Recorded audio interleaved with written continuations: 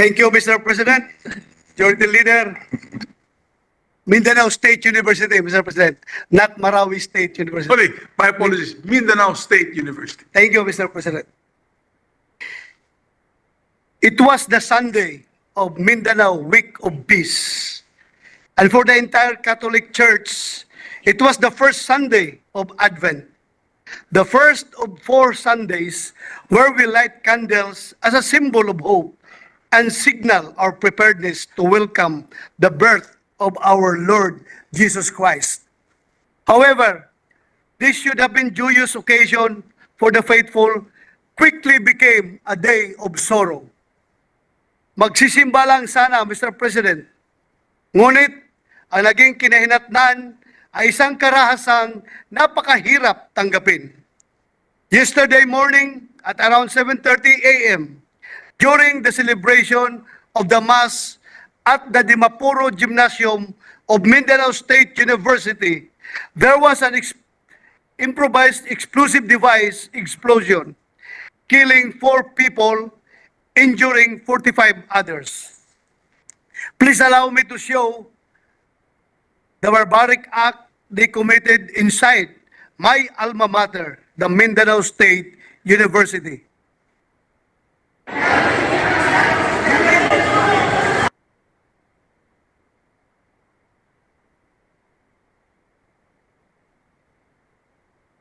The people who attended Mass went to witness the lighting of a candle for Christmas. They did not expect that they would be lighting candles for the victims of this tragic event instead. I am sure that this august chamber is one with me in expressing our heartfelt condolences to the families left behind, as well as our condemnation for this meaningless, barbaric, and cruel act. If the word unsuspecting were ever have an image equivalent, yesterday's incident would have captured it.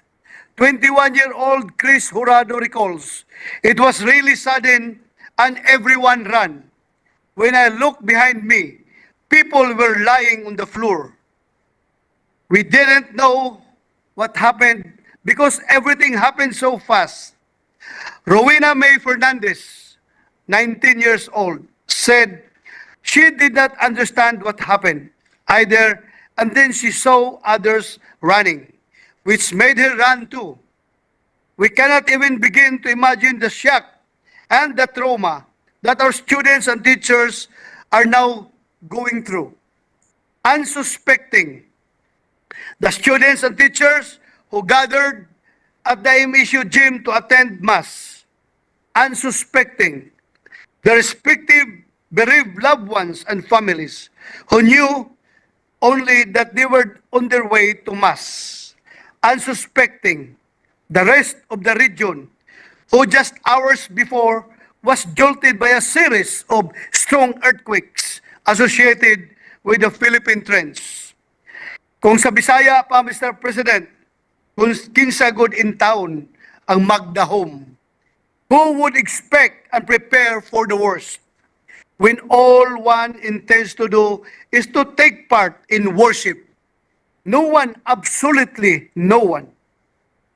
But as I reflect on this heartbreaking attack, I realize this is exactly the way of terrorism, to catch us off guard, attack us when we least expect it. It is a betrayal of the most fundamental kind. It is an unforgivable act of violence, taking innocent lives without remorse and in the insidious guise of a noble cause. Mr. President, it was also in the Senate floor when I recounted my experience when I was still the City Director of Davao City Police, wherein we had already caught 2 terrorists, but we had to let them go because under the law, time was not on our side. Only to discover that one of them, a Filipino who joined the ISIS, had gone on to behead German nationals in Syria. We have come so far since then, Mr. President, especially with the passage of the Anti-Terrorism Act of 2020. Kahit pa may ilang sumubok para mapawalang bisa ang batas na ito, nagpapasalamat tayo sa naging desisyon ng Korte Suprema kung saan binigyan nila ng importansya ang pagkakaroon natin ng bagong batas para pigilan at sugpuin ang terorismo. Pahintulutan ninyo ako na basahin ang ilang bahagi ng kanilang desisyon. Terrorism is no ordinary crime. As emphasized, terrorism is not confined to a particular space and time. It is often shrouded by uncertainty and invisibility. Unlike a typical war where armed hostilities are clearly apparent, most terrorist activities, including training, financing, and other forms of preparation, involve months or even years of clandestine planning. Terrorists have significantly improved their capabilities over time and expanded their vast resources, which include inter alia, sophisticated training, and the addition of weapons of mass destruction in their arsenal. The pervasive problem of terrorism requires intervention that not only punishes an act when it is done, but also anticipates risk to disrupt and preempt a terrorist act before irreversible harm is done, without sacrificing and undermining the fundamental freedoms recognized in the Bill of Rights. Bearing in mind the immense responsibility of the government to protect its people and defend the state, the court cannot simply disregard the realities on the ground and the complex problem of terrorism, not only in the Philippines but across the globe. The Supreme Court is correct. Terrorism is a complex problem shrouded with uncertainty and invisibility. As terrorists try to strike fear in our hearts, they also attempt to threaten, to destroy all that we have worked hard for. And when I say everything we have worked hard for, I do not just mean the passage of the anti-terror law.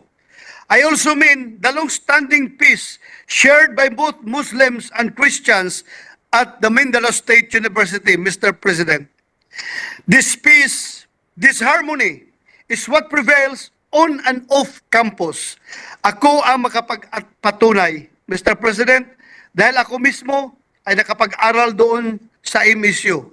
I am a living, breathing witness. Regardless of your religion, peace and love constitute the rule rather than the exception for all at MSU. This is how and why I am so certain that this is a terrorist attack.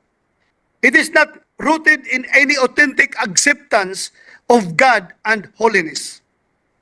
There can be no possible euphemism for it. It is an act of evil, plain and simple.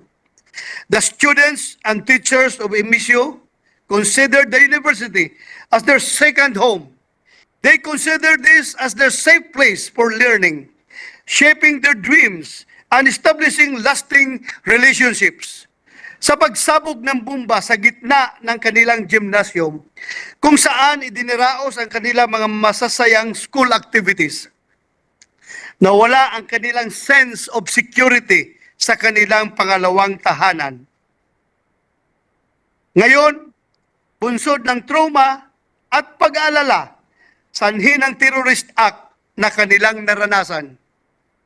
Nagsimula na pong lisanin ng mga estudyante ng MSU ang kanilang pinakamamahal na pamantasan, na kumupkup sa kanila at naging bahagi ng kanilang pang-araw-araw na buhay.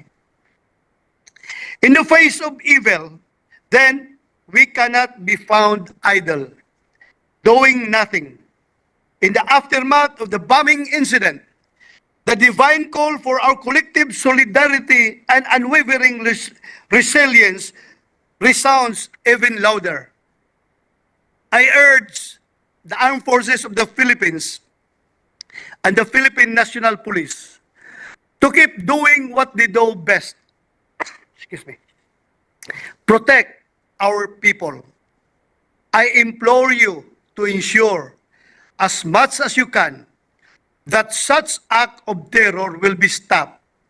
If your preliminary investigations are correct, and this is indeed a retaliation to the work that you have been doing, particularly against the Dawla Islamiyah Mauti group, I understand that you may be afraid of what else may happen. Nevertheless, may our love for our country always be greater than our fear. I urge our local government units to keep an extra watchful eye on your jurisdictions and on your constituents. You are the partners of our military and law enforcement personnel. Huwag po tayong panghinaan ng loob. Let us stay vigilant for the sake of our people. I urge the nation, pray, do not lose faith. Alam niyo po, Ginoong Pangulo, ang nasabing pagsabog ay nangyari pagkatapos ng Keriye. For those of us who are unfamiliar with it, this is the part that comes before the first reading, the part where the congregation asks God for His pardon and mercy. Nakahingi muna sila ng kapatawaran, Mr. President. And this is the part of the story that sends chills down my spine. While the victims were killed in an unforgivable act of terrorism, and despite the seeming darkness of the situation, the light of forgiveness and mercy is still ever present. I am not one to preach, but I would like to believe that this in itself was a miracle from which we can still draw hope to go on.